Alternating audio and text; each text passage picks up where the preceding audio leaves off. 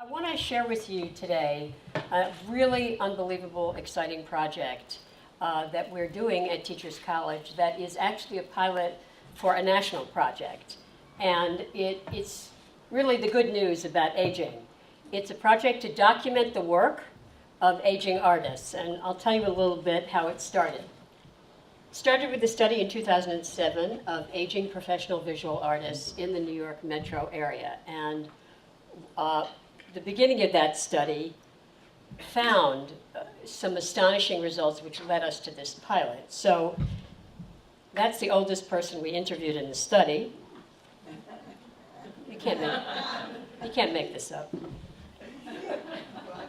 So I'm sure you know some of this, but you know, the demographics of aging are changing so rapidly in this country.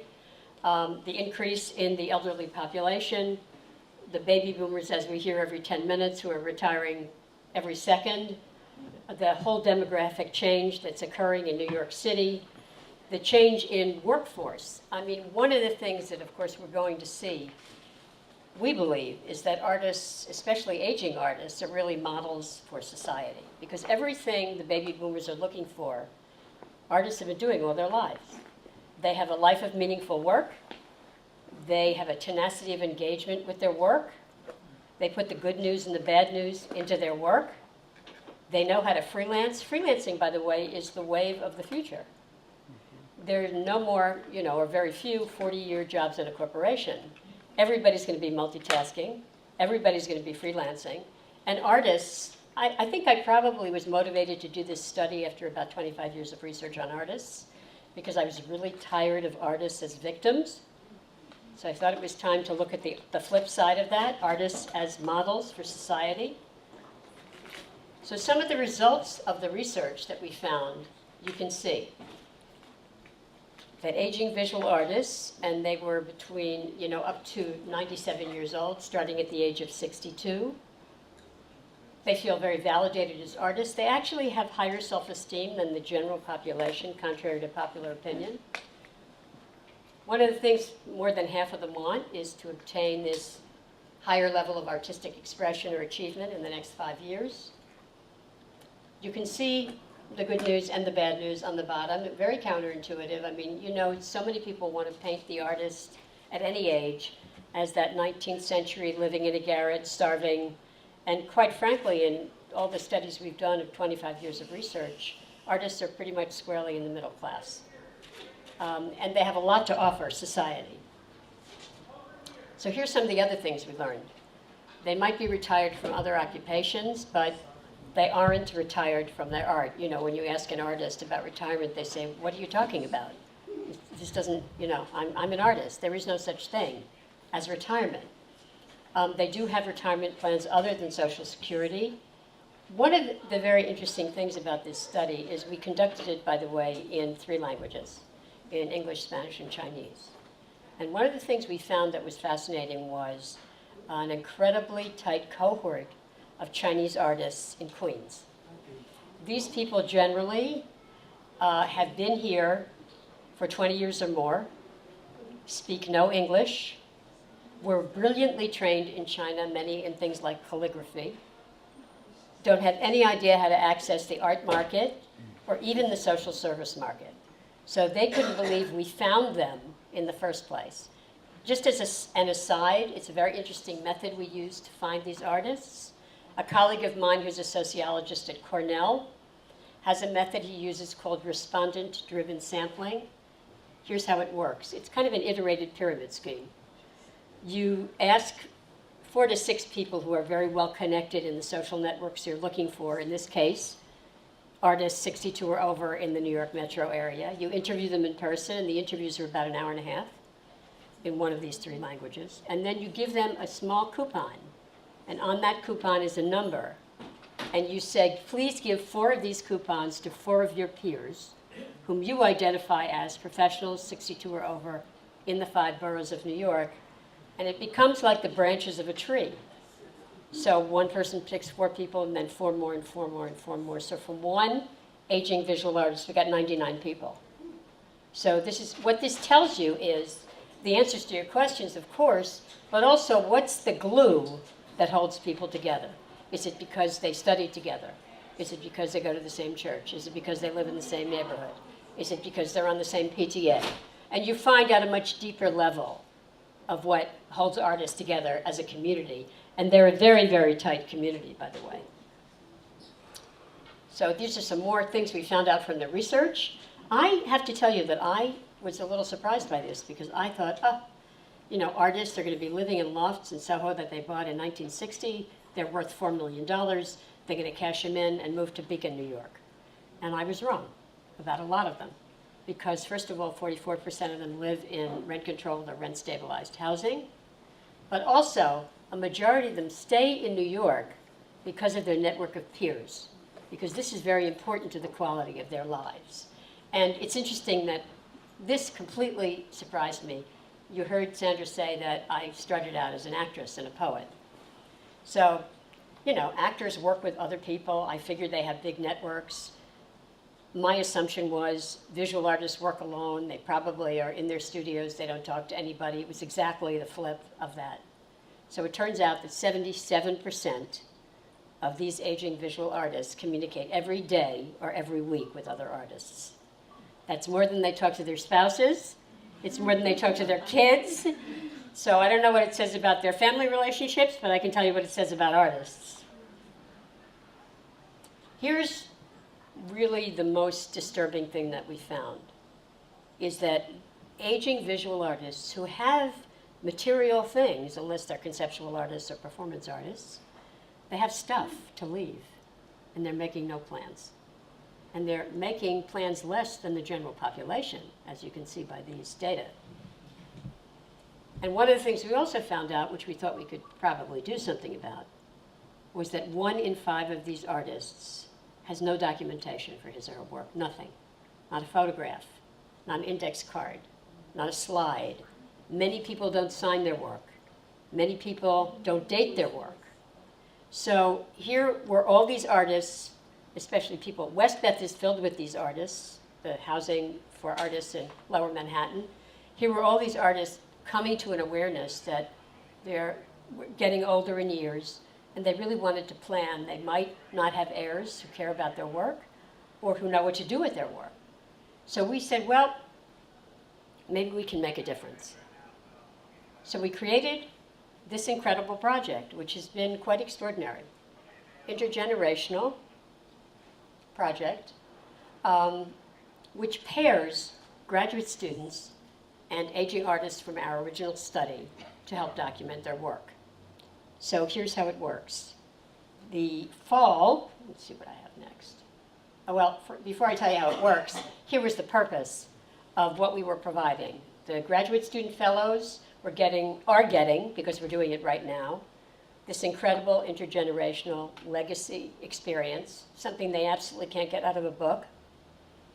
By the way, the fellows come from the following schools and disciplines: public health, social work, occupational therapy, art history, art education, oral history, and arts administration. So the fellows are paired in different disciplines. So there's one fellow on the art side and one on the non-art side, and they work together as a team. The artists were selected from our original research. We sent a letter to the 146 professional artists we surveyed. We asked who was interested in this project. 45 people said they were. We went to 45 studios. And their work was juried only on the quality of their work, and we selected 6 artists between 68 and 93 to pair with the fellows to document their work. The artist, in turn, had to pick a working partner to go through this project. So we really wanted to establish something for the fellows, clearly something for the artists, but we also wanted to provide a project that we could do again, and in fact take around the country, because it is a great example of exactly what universities should be doing with the community. Pairing the real expertise in universities with both faculty and students with aging artists in the community. So this is the faculty that we have from all the different schools I just mentioned. You'll see occupational therapy and physicians and surgeons, the oral history program, school of social work, my colleague Judith Burton, art ed. the Mailman School of Public Health in Gerontology and Public Health, and the Arts Administration program. So we had faculty in all these disciplines also. Here are the artists, just to tell you a little bit about them. Betty Blayton is a Harlem artist. She helped found the Studio Museum in Harlem. She did found the Children's Art Carnival in Harlem. She's kind of a social activist, has been all her life, as well as an artist. Ava Deutsch Costabel, who's 86, is a Holocaust survivor who had actually no formal education, but came to this country when she was 16 and ended up studying with Franz Klein and other wonderful artists, just in a kind of continuing ed way. And here's an interesting thing. Her career has taken off from this project. She just had a 60-year retrospective at a gallery in Chelsea called Gallery 307, which was founded by the Carter Burton Center for Aging Artists.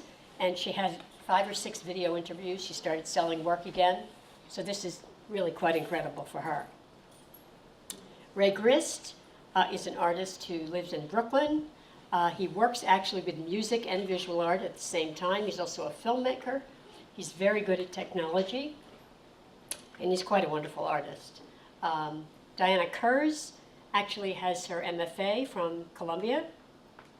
And interestingly, of course, grew up at a time when there were very few women in the art world as models, so she was always running into men and trying to break those barriers.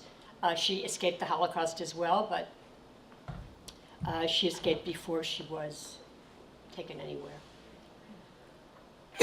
China Marks, wonderful artist who works in fabric art, as you can see here. She's the youngest, and found about 8 years ago a whole new way of making art, which she now makes with an industrial sewing machine and these fabrics, which are collages. And Peter Ruda, who is our oldest artist, who just turned 94, who lives in Westbeth, he's European, who's had peers such as de Kooning and Jackson Pollock. Obviously loves, that's Peter in Italy, where he goes 5 months a year to paint. And he, again, just had a retrospective in Leipzig, Germany, where he came from as well. So how did this work? Well, we had a course last fall with the teachers in the disciplines you noticed, with 14 students paired in interdisciplinary teams. And we talked about working with aging populations. And then the student teams of 2, one arts, one non-arts, went to the artist studio and did 2 assessments. One was an environmental safety assessment. So are you using toxic materials and how are you getting rid of those if you are? You know, are you hurting your back when you're at the easel? Or do you have electric cords that are running across the floor that you can trip on that are not safe? One of our artists, Ava Deutsch Costabel, has her studio in a 1-bedroom apartment, and in the bedroom literally was chock-a-block with artwork. She hadn't been in there in 20 years. So the first project was, let's go in that room, take everything out, sort things out, see where they are. And she actually spent several months organizing her work before they even got to the documentation. That was her way of working. Peter Ruda has 2,500 canvases rolled up, not signed, not dated, all in his loft in Westbeth. So we can't make it done on all 2,500, but we made a start on some of this. And what's happened with the experience, which has been a very emotional one, by the way, for every team member, is that the artists, of course, are having a life review. You know, their art is their life. So what happens when Peter Ruda unrolls one of these canvases is this flood of memories come back. And he starts talking about meeting de Kooning or being in Positano or whatever that evokes for him. And he's had such a wonderful time with this. Here's the other thing that's happened that's absolutely extraordinary. Peter Ruda's working partner is his wife. She does most of the talking for the couple. And she even does it when he ought to. So he's very shy, and he only wants to paint. He lives to paint. I mean, to get him to sit down for a cup of coffee is a major thing. So he's always at his easel painting. Well, because of this project and the empowerment and the confidence, for the first time in 25 years, he's making his own doctor's appointments. This was not what we expected. I mean, we're delighted at this, but this is kind of the public good health benefit that's coming out of this that we think is remarkable. So they did an environmental studio assessment, and they also sat down with the artist and said, look, you have to decide what portion of your work we're going to document in the spring, because you can't do your whole life's work in 4 months. So the artist made a decision about what they wanted to do, whether it was a period of time or a genre or a medium. And this semester, the team of fellows has been, and we pay the fellows an honorary, a stipend for this. The team of fellows has been going to the artist studio once a week and documenting this portion of their work. And they're right at the point, because we're having our last class next week, of doing what we call a continuity plan. So we made it very clear from the beginning, there's a beginning, middle, and end. And this is almost the end. So the plan is, how will you continue documenting? How will your artist partner, this is one of the reasons the artist had to choose a partner, help you document this? What's the next body of your work that you're going to document? So that they really kind of are in the groove now. I took a random number when the National Endowment for the Arts said, how many works are you going to document? I had no idea how many works we were going to document.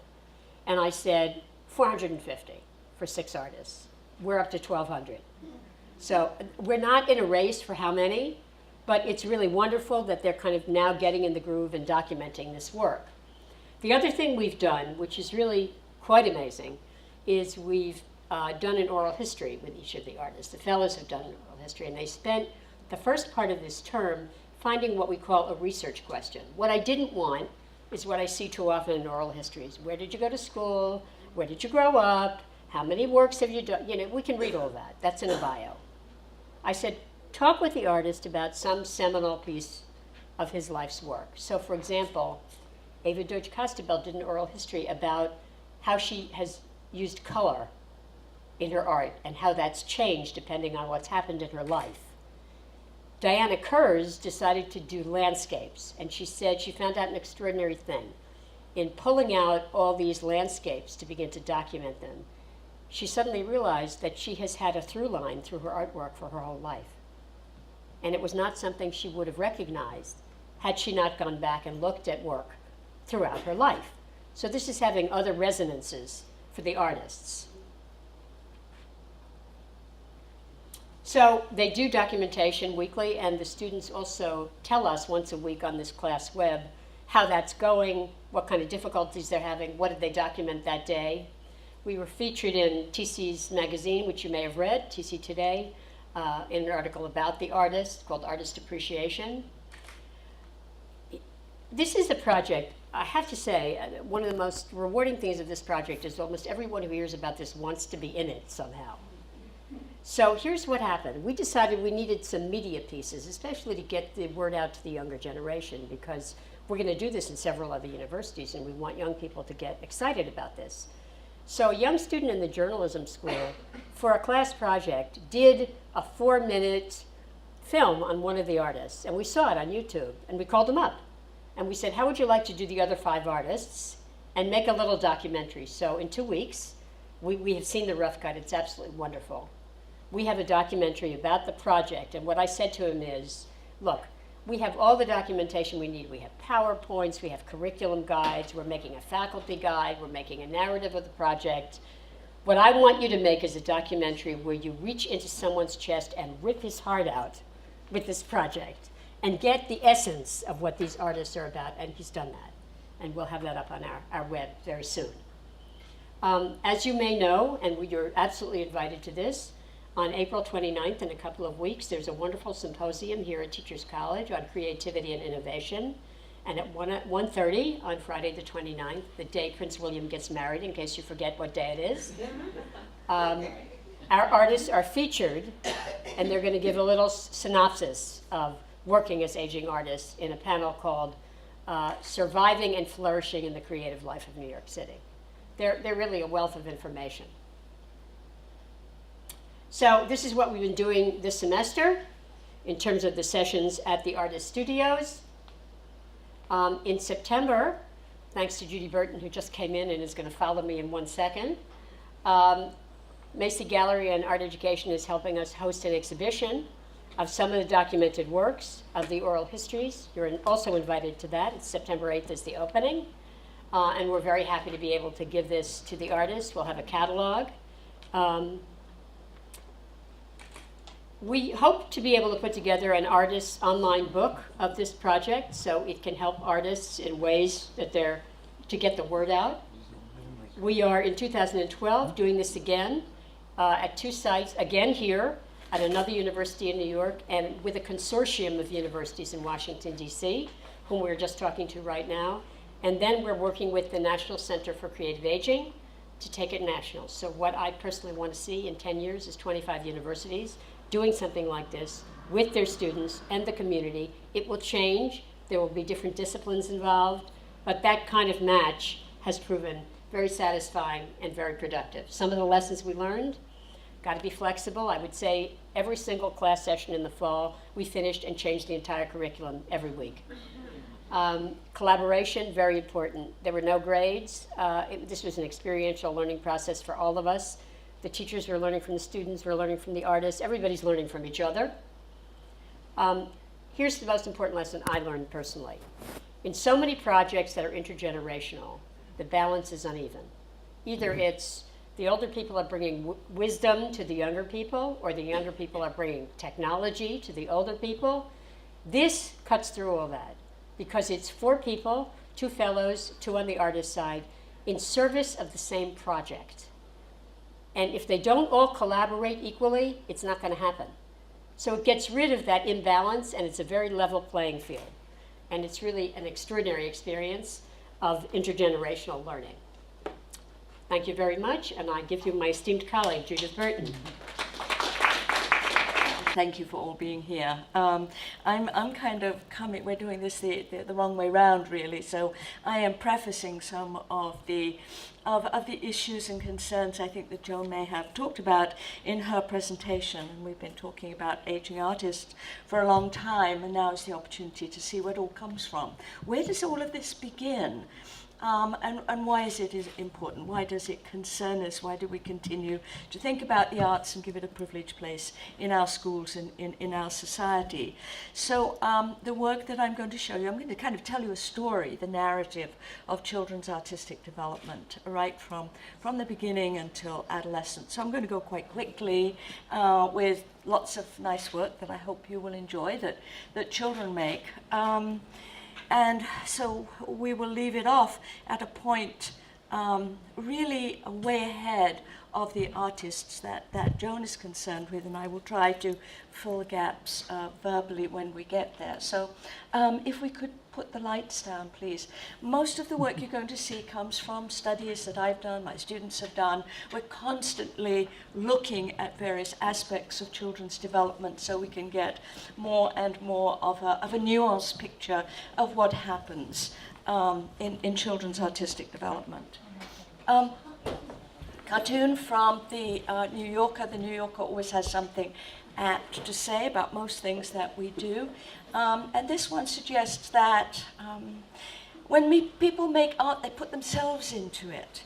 It's not something that happens way distant from themselves. They actually fold themselves into their work, and this is just a very lovely depiction of that idea. So some assumptions that I go on when I'm thinking about children's artistic development, that it involves the construction of meaning. It's not just making nice pictures, although children do make nice pictures, but what they're doing in the process of making nice pictures is to make the world a meaningful place for themselves, because they are drawing upon their experiences of being in the world, what they see, what they think, what they experience, what they can remember. All of those flow into their making of art. Development engages personal feelings, obviously, but also thinking, sensory responses, and is sensitive to the socio-cultural environment. The arts are perhaps the only subject on the school timetable and in the curriculum in which we have such a rich flow of experiences. The arts engage children thinking, in feeling, and in their responses to the social-cultural world in which they live. They are layered and integrated into children's artwork. And that, I think, is a really very incredible important thing about why the arts are important to children. Development is continuous.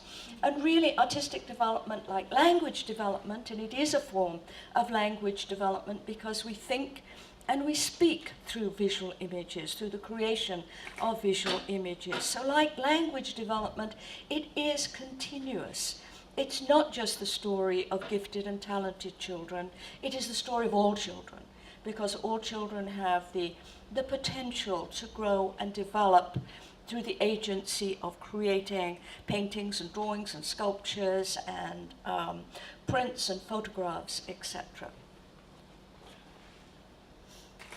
So, like most other things, like those of you who know about kind of early childhood learning, it begins in the body. It begins in physical activity, and to a certain extent, artistry always remains in physical activity. Artists continue mostly to make, to engage with things, to physically enact with things. So the physical engagement in the arts is really very important. And it begins at the beginning, when children suck and they touch and they feel both the world and the world of materials. So the very first engagement with materials, with paint, with line, paper, etc., is tactile and physical. And that's very important for children's growth and development. And it remains there. You know, the first thing that kids do is to put it in their mouths, put it on their body.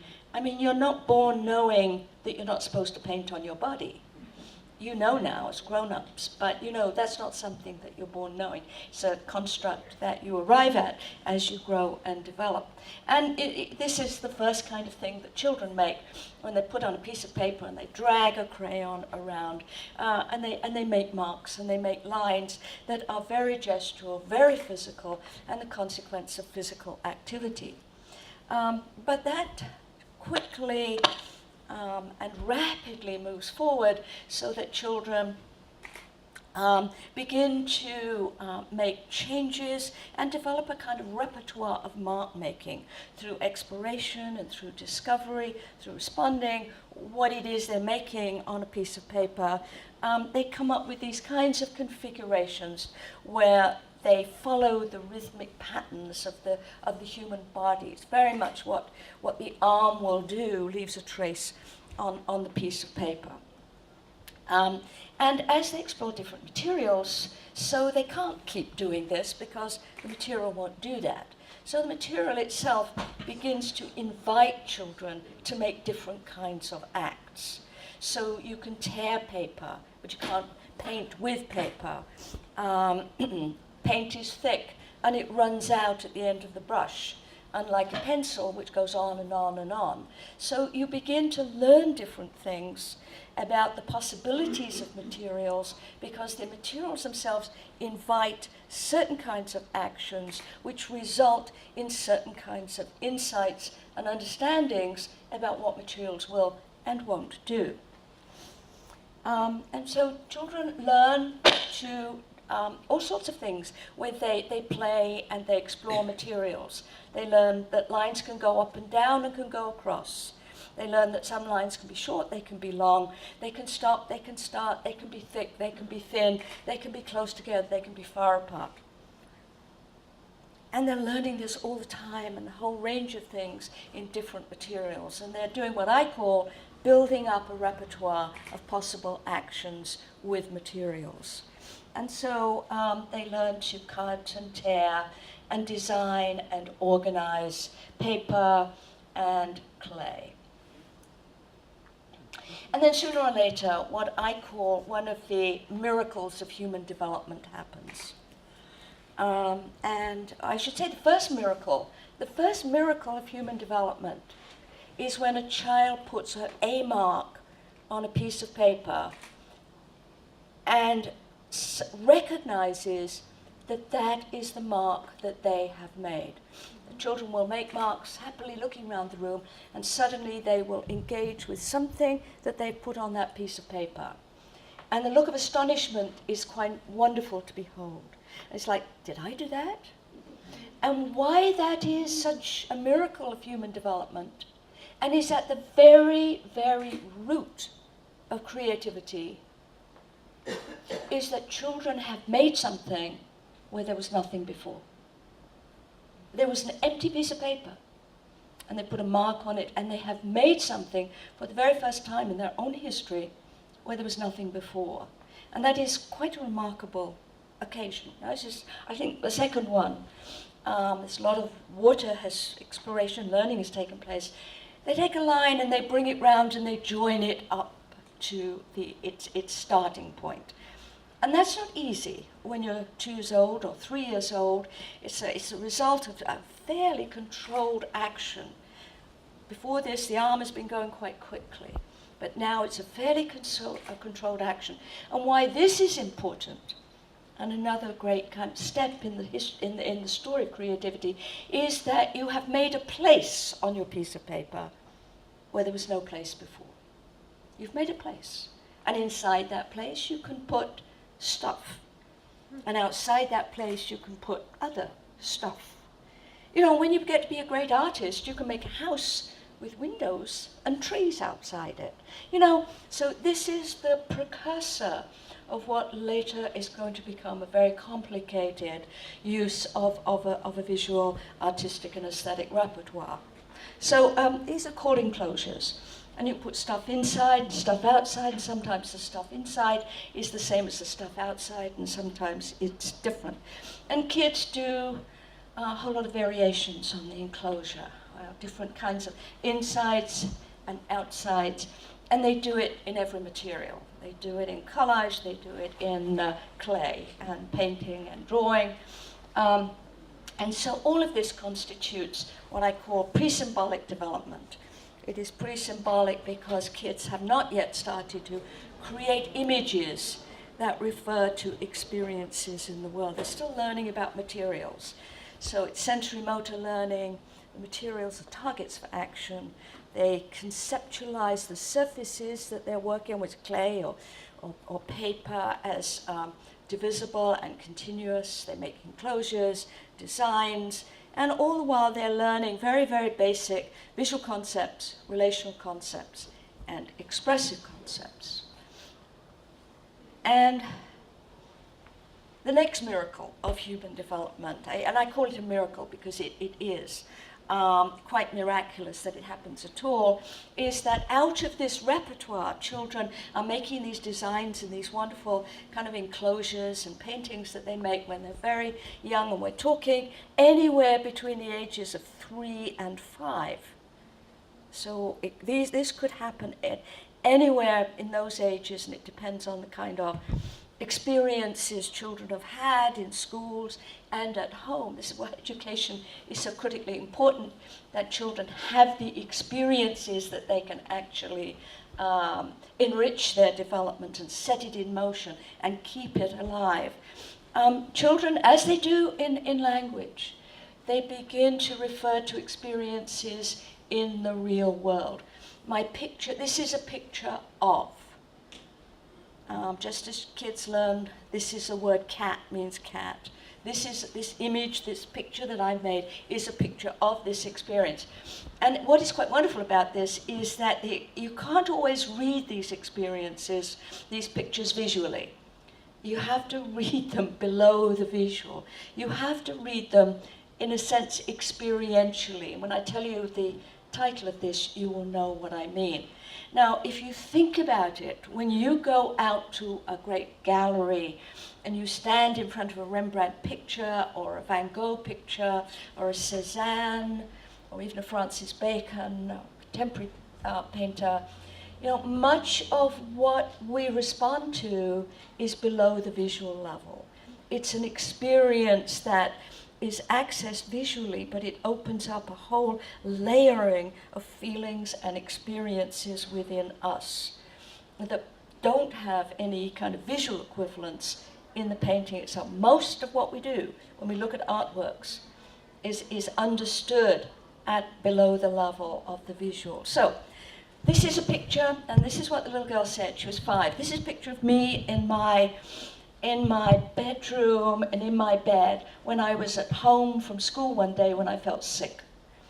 And here's her head, and here's her pajamas, and here is the coverlet on her bed, which she said was going up and down while she was breathing, and the black is her feeling sick.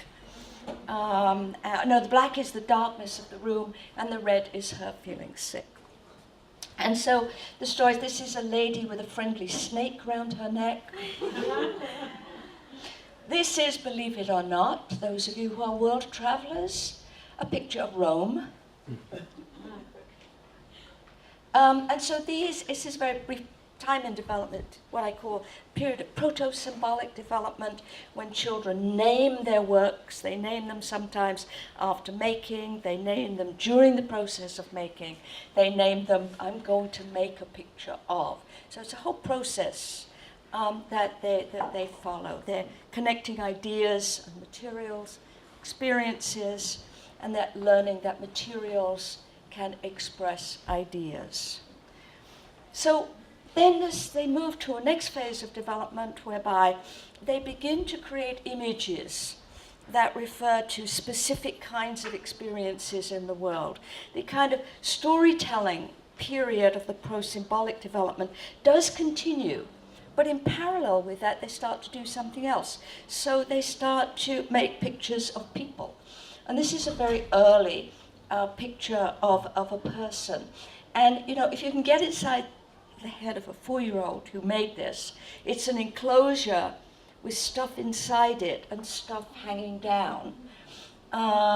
Okay, so you, and that's all of us. We're all an enclosure with stuff inside and stuff hanging down.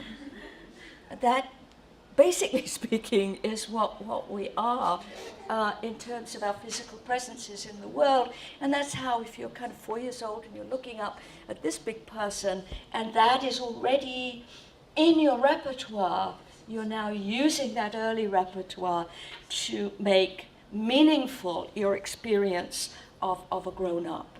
And so it changes after a while, and it begins, the images begin to take on more physical realities. And this is a wonderful painting.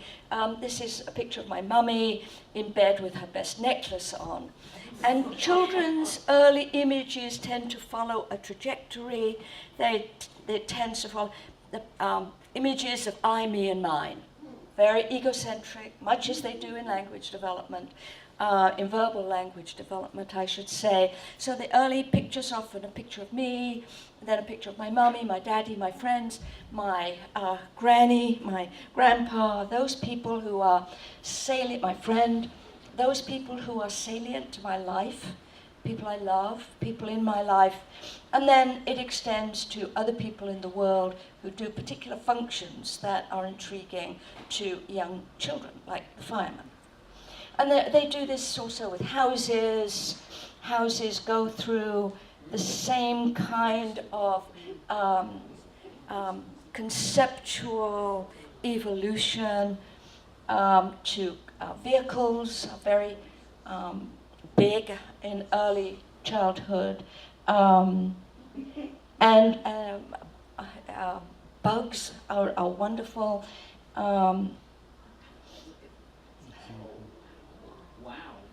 So early images involve people, houses, vehicles, creatures, and children are learning about basic visual categories, identity, I, me, and mine, and they're very concerned with the functional categories, things people do in the world. Remember now, they're going to school, they're going out into the world, and they're beginning to develop a larger panorama of experiences and insights about the world, what people do, and who is important to them. And so then we move to a next phase, and these phases aren't always, and I don't talk about stages, I talk about phases, and these phases are not end on. They overlap each other, and they often continue in parallel for quite a while. And they do become absorbed one into the other, but children can also go back to any of the earlier categories and elaborate on them as they go along. So the next kind of phase is they begin to combine all those images into pictures of human relationships and human activity. So playing with my friend, going on a bicycle ride in the country with my friends. You know, it's wonderful. I mean, they just do it so freely. I'm coming along here, oops, I can go over the mountain, and I can tell you exactly what it is I'm doing and why I'm proud of myself. And this is wonderful painting. This is New York City. This is crossing the street with my mummy in New York City. And here you've got, you know, here she is, here's her mummy, here's the traffic lights, here's the street. And you know, if you look down at the streets when you cross, you can see the little flecks of the tar and the grit. And then there's the shops on the other side of the street. So children's world of experience is now being brought more directly into their art. And you can see skating with my friends in Central Park.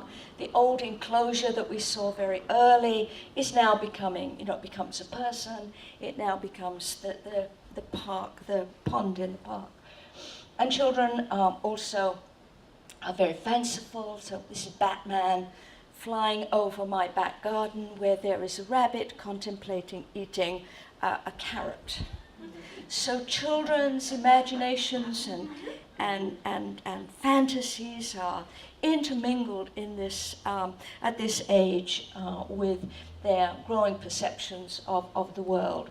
Events in the world, the fire in our school becomes subject matter for their art.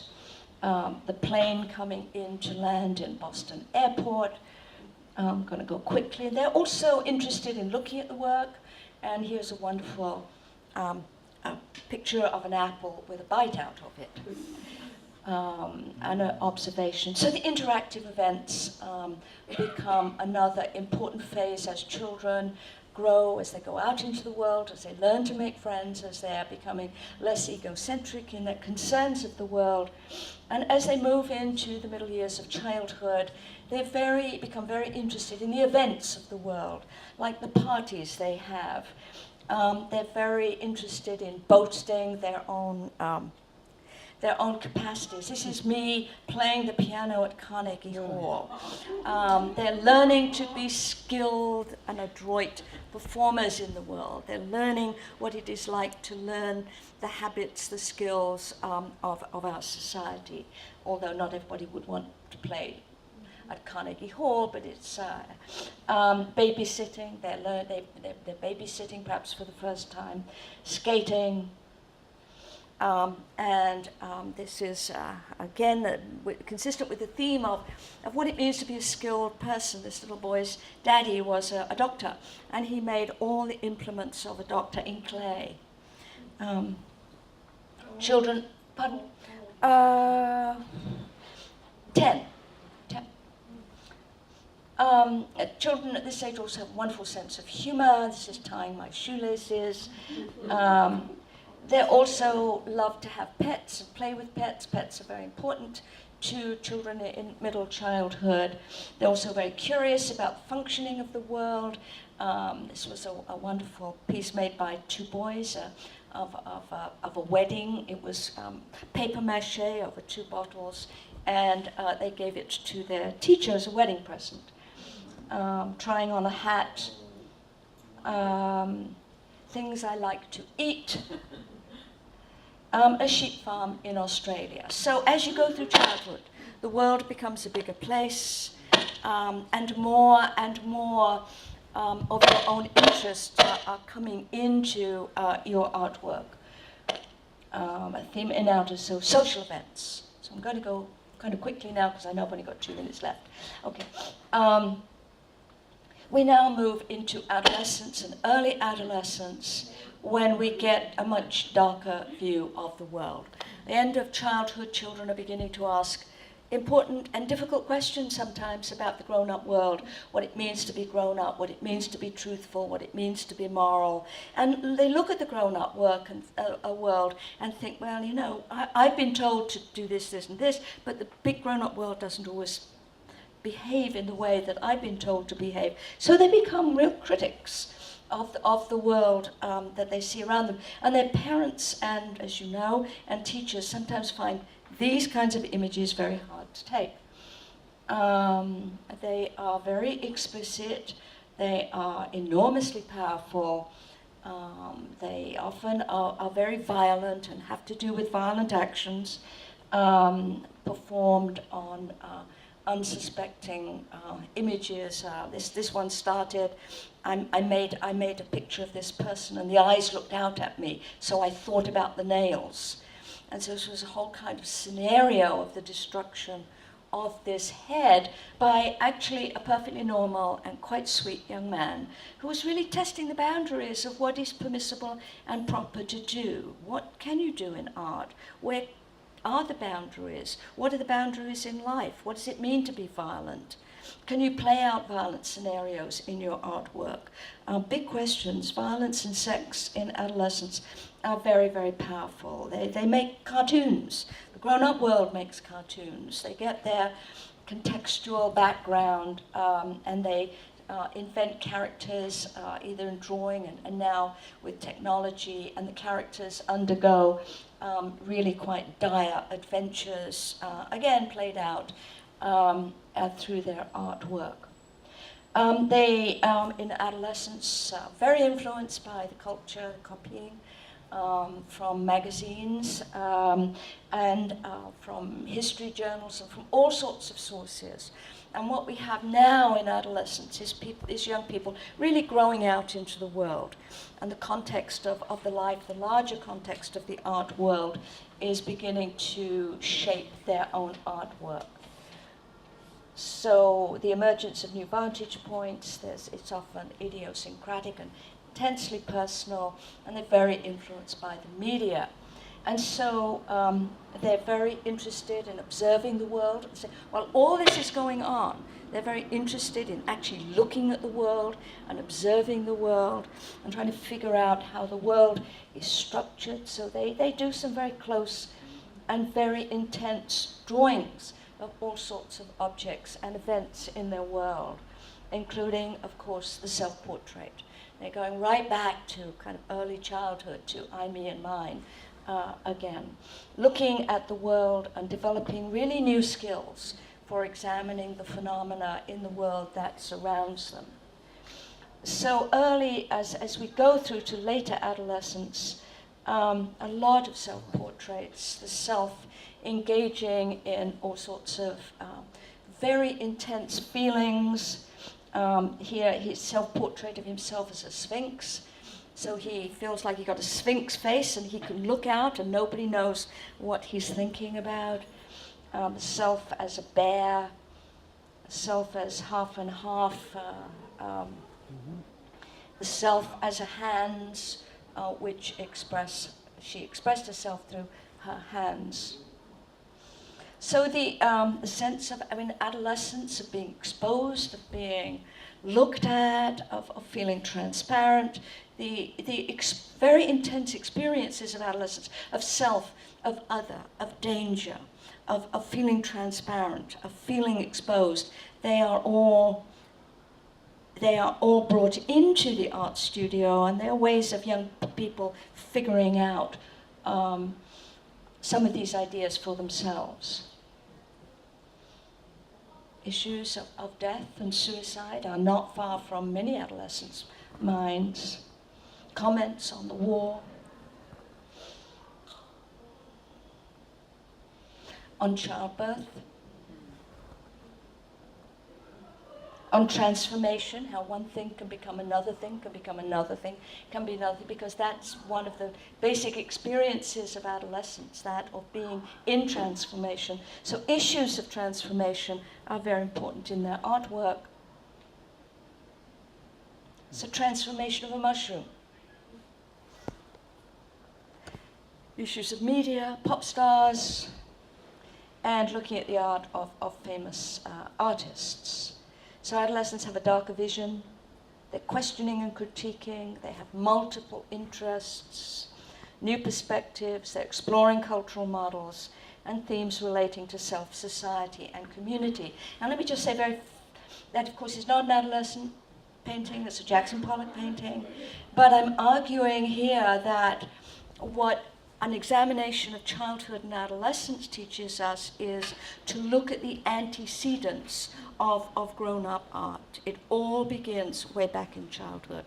And we can see, if we look at grown-up art, where it came from and how some of the issues and interests and capacities that were set down in early childhood are still there as part of the artist's repertoire, albeit maybe in a more sophisticated and complicated guise, but it is still there, and it has come to inform the artist's repertoire, both in terms of how they use materials, and the kinds of ideas that they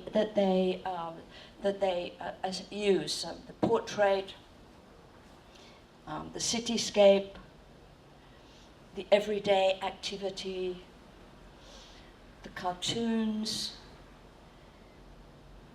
events that are happening in local places, imagined events. This is from Francis, in the churchyard at Cookham, which is a small village in England.